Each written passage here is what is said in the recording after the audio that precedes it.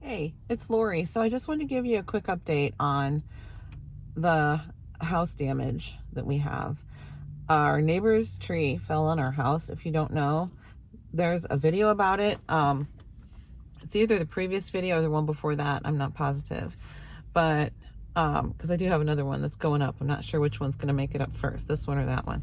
Anyway, people have asked me to keep them updated, so that's what I'm doing right now. And I want to keep you updated, so that's not a big deal at all.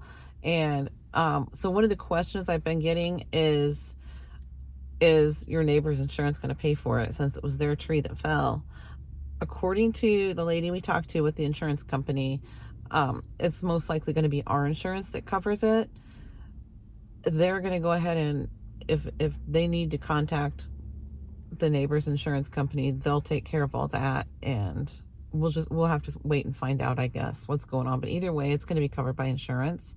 So she has an insurance adjuster scheduled to contact us sometime this, it's supposed to be sometime beginning of this week. We'll see. Hopefully sooner rather than later would be my preference for sure.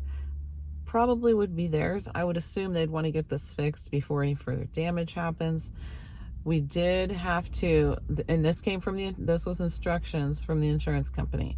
We did have to have the debris removed from our roof, just from our roof, leave everything else there until the adjuster gets there. But they wanted the debris removed from our roof, and there is a hole in our roof because one of the limbs there was like a jagged piece that did poke through, all the way through. So yeah, I put pictures of it in the last video. Yeah. Anyway, part of the neighbor's tree was inside our house too, but it could have been so much worse, and I'm just grateful it wasn't. So anyway, we needed to have that removed and have any open areas on the roof patched temporarily, and just to prevent further damage. So I contacted a contractor, and he did come. He had a crew with him. They came and patched up the roof, and I did take video. They knew I was taking video and pictures and stuff, but they might have thought I was doing it for insurance, to be honest. But either way, I am definitely going to keep a hold of the footage because for insurance purposes.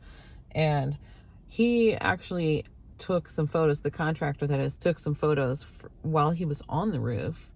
So he sent those to me. So I'll put some of those in at the end too, just so you can see them. And I also took some shots of the hole in the inside now without the limb sticking through it. I'll put one in with the limb sticking through it and without it, so you can see, just so you can see both in case you didn't see the other video. But you'll see when you see them putting the tarps on the roof, you'll see, this is not a voiceover, so I'm not like watching the footage as I'm speaking, so I don't know exactly where it's at in the video. But when you see him putting the tarps on, you'll see one of the guys, he just like runs on up the roof and gets clear up to the peak and kind of shimmies down the peak of the roof, putting the tarp on. And yeah, it's like, oh yeah, I would never. I would never. But anyway, yeah, it was funny because the contractor, his dad, I don't know if his dad still works with him. I know they did work together, but his dad is, I don't know, a couple years or so older than me.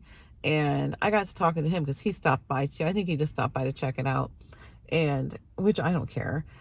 But we got to talking, and he said when that guy did that, ran up on the roof like that, he goes, and that's why we call him Monkey. Yeah, he can climb like a little monkey. But yeah, and it was kind of nice because the guy that I'm telling you I was talking to, he used to work with my dad on construction. My dad worked with a construction company, and he says, yep, he says, I used to work with your dad. Heck of a guy. We got to talking about him. He told me a story about my dad that I had never heard before. So that was really nice. Yeah. And let me just tell you something about this whole situation that I don't know. I don't know if I want to say it bothers me the most. It bothers me in a different way, though. It definitely does. It hits me. The limb that came through, actually, that is right where our spare fridge is. And on top of that spare fridge is where we stored the container that my dad always made the Butterfinger dessert at Thanksgiving and put it in that container. And it busted that container. Yeah. Josh took that over and started making Dad's Butterfinger dessert every year in Dad's container. Now we don't have it anymore. Actually, I still have it, but yeah. So I'm trying to look for one identical to it, but yeah. Yeah, that just hits me, you know? Anyway, like I said, it could have been so much worse.